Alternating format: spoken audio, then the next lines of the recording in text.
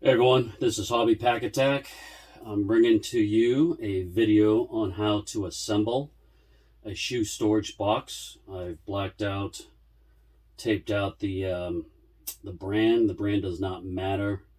There are plenty of these out in the marketplace. You should definitely read up on the description of each one prior to purchasing to determine if this is the appropriate shoe storage box for you. A couple of things that you want to keep in mind is the size of your shoes, the size of the box to see if it's going to accommodate the shoes that you need to put in there. I'm not sure if this is something that would be considered ideal for high tops. Maybe if you lay them on your sides, that would be great. So again, good concept for you sneakerheads out there. Believe it or not, I am actually not using it for shoes. For sneakers, I am using it for hobby box cards. These will not hold a whole lot of weight, so keep that in mind. But these are great for your smaller boxes, for your more lightweight boxes. Again, the general sort of concept behind this is that it's going to hold sneakers. So in terms of things beyond sneakers, you want to be mindful of what that might weigh. You want it to be about the same as what your sneakers would be. So that's kind of a general sense as to how much weight these can hold. I had actually assembled another set prior to this. I thought it was pretty good. The instructions were a bit confusing. They weren't horrible, but anytime you're dealing with IKEA-like type instructions, they don't always give you the full scope of what you need to know. These are the stack instructions for this particular one. They even tell you, obviously the different type of materials and the steps behind it. These instructions actually look a little bit different from the prior version, but it's good to see that they're trying to make some updates. So let's put this aside and let's go ahead and unpack this box, and I'll show you how to assemble a couple of them. This is a kit of 12. We'll go through maybe 2 or 3 of these. These are the actual outer pieces, the shoebox body, if you will. So I'll put these aside. Now the kit that I bought, which I personally like, and not too many of these have these, at least when I was looking at that particular time, was that for this part right here, this is your back lid, if you will. It's got this breathable piece. Most of the ones that are out there that I did not opt for, it would just be a solid piece. I wanted something that was breathable, and for me that kind of makes sense anyways when it comes to sneakers. But for what I'm using it for, I also wanted that airflow as well. Like that. And what they do is they alternate. You've got some plastic or laminate shoebox bodies. We got more of these breathable grids. Again, as you can see, this was actually packed quite intuitively, alternating. And we should be getting to the other kinds. So this right here is a front lid. It's got a porous, I shouldn't say porous, but an opening here. It's a snap lid. Very tricky, kind of flimsy when you put this together. So the only recommendation that I'll have to suggest is that you want to be able to hold on to the frame to provide it some stability when you're trying to pop open this snap lid, okay?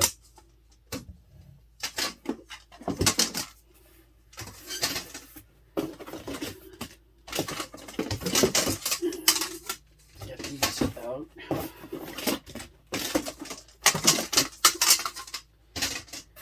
Now, the important thing to keep in mind is how you want this to be directionally. What I did not show you on the front and back lids is the fact that, let's get a better look at it. You'll have these tabs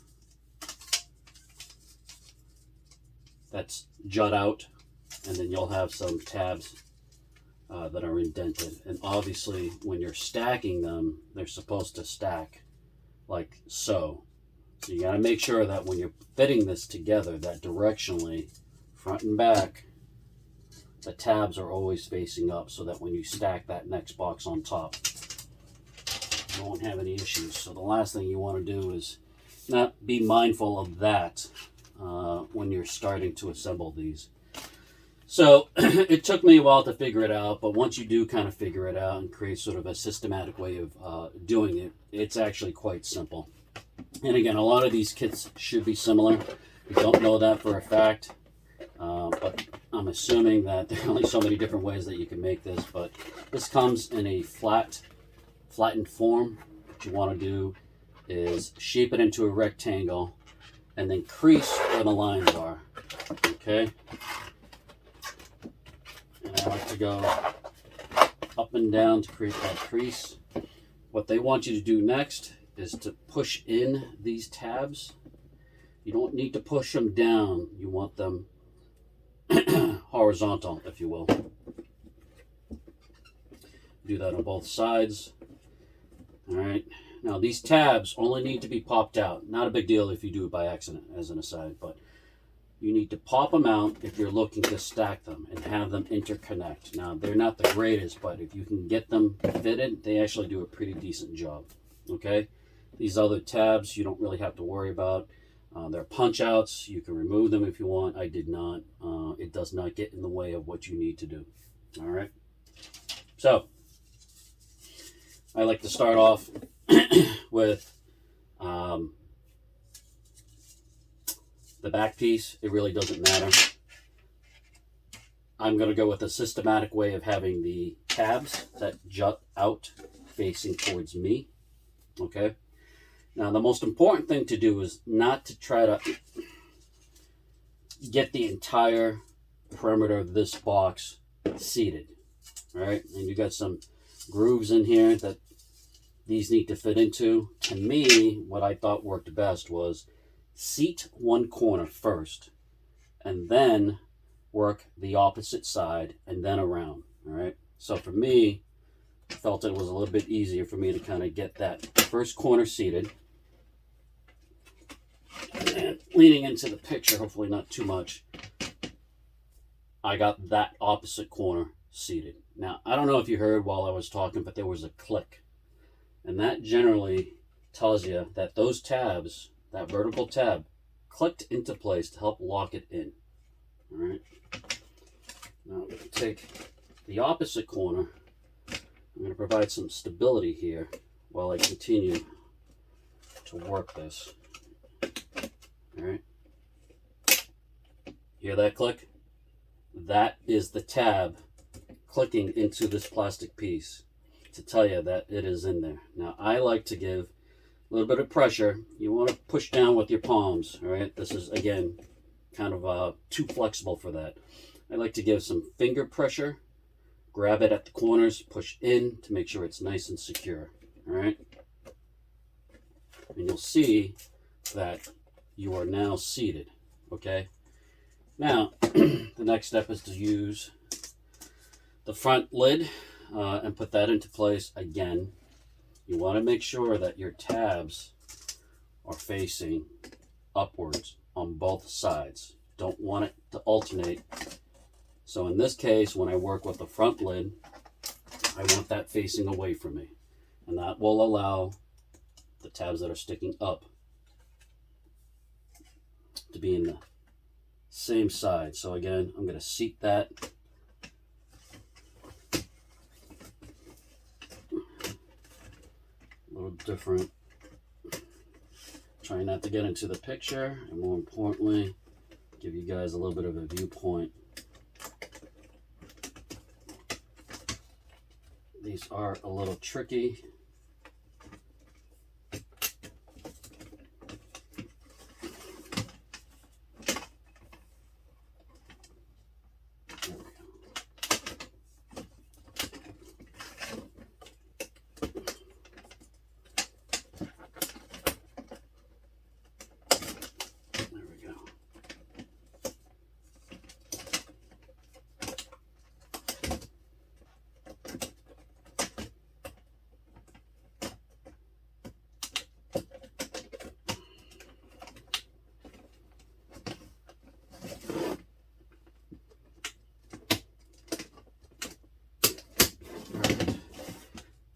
That was actually a little bit more difficult than it should have been. You do have to play with it. Fortunately, this is quite flexible. Again, you'll see that it's fully seated. All right. Now, that is one complete box. In case you want to know what that looks like, here we go. All right.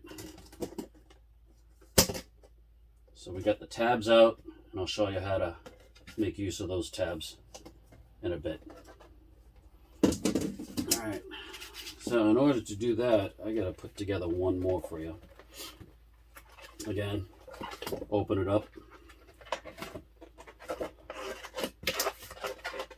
Crease on the edges to give it a little bit more structure and rigidity to form that rectangle. All right. Fold the tabs in so that they are horizontal. Do so on the opposite side. All right. What I'd like to do next is pop these out because I intend to have these be the middle.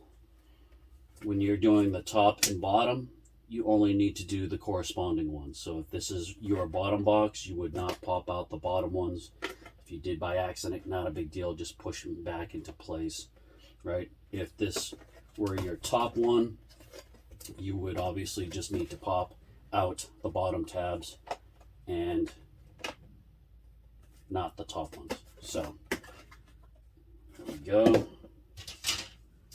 For me, I chose to have the tabs that were sticking out, have those tabs facing me.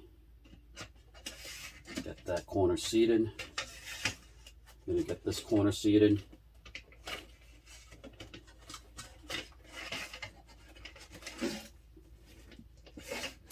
There we go. Click. Get to this corner now.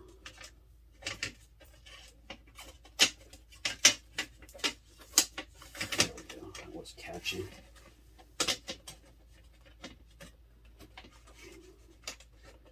Keep that corner. Hold it. Give it some stability. Heard that click? Nice and secure. Finger pressure down, grip and push down. There we go. All right. Front lid. Look for the tabs that are sticking up for this one. When you expose where you need to insert it, I want the tabs that are sticking up away from me. It is the opposite because I am flipping it. Get that corner seated.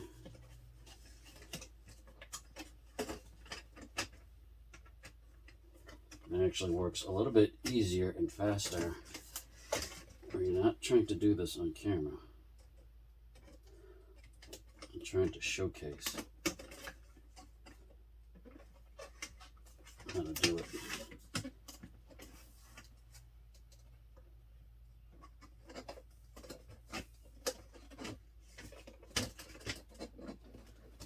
Get that first corner down. Here we go. Back corner, opposite corner, that's seated. That's in. And making sure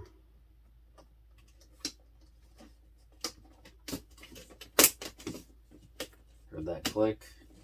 Finger pressure down. All right. That's in there. Okay. Again, hold the frame when you try to pop open.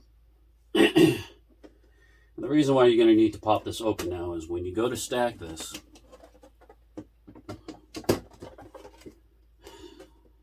you're going to need access to the inside. So I'm going to treat this as my bottom box. Close those tabs. All right. Now the key here is your bottom box, these tabs need to remain on the outside. The one that you're going to stack on top of those tabs need to go inside the opening there. All right, so get that into position. outside tab, okay. There's some slots here. This outside tab goes into the inner portion. All right, I don't know if you can see that, but that slips in, okay. And what you got to keep in mind is these are not very, I mean, they only just go in like 1/4 of an inch or something like that. So you got to be mindful of the fact that they will slip out of place, especially when you are working on the inside part, those inner tabs, to get that seated. Now, I dislodged this side. Let's get that back in. When you get both tabs in there, that's when they seem to work best in terms of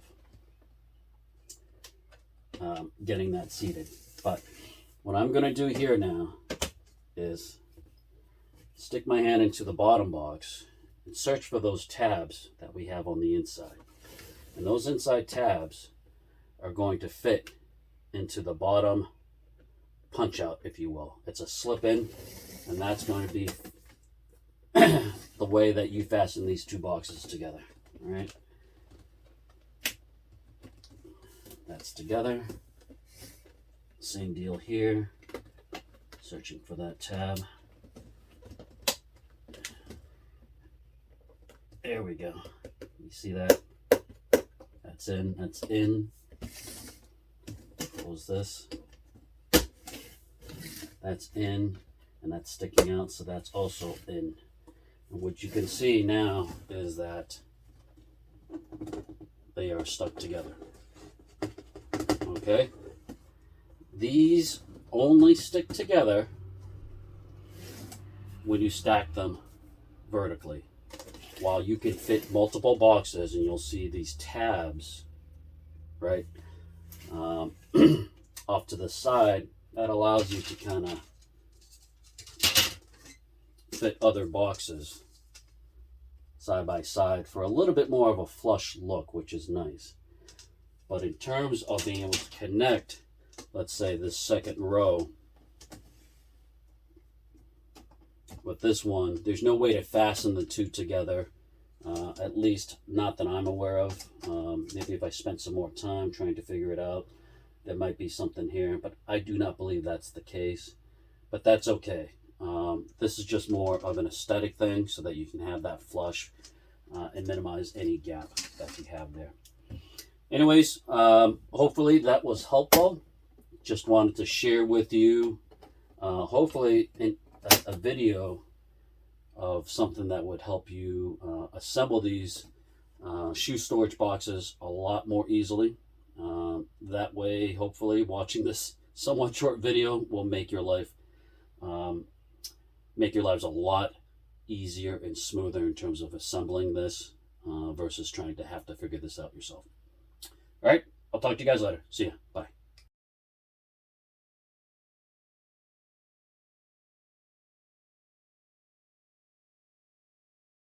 Please subscribe to Hobby Pack Attack.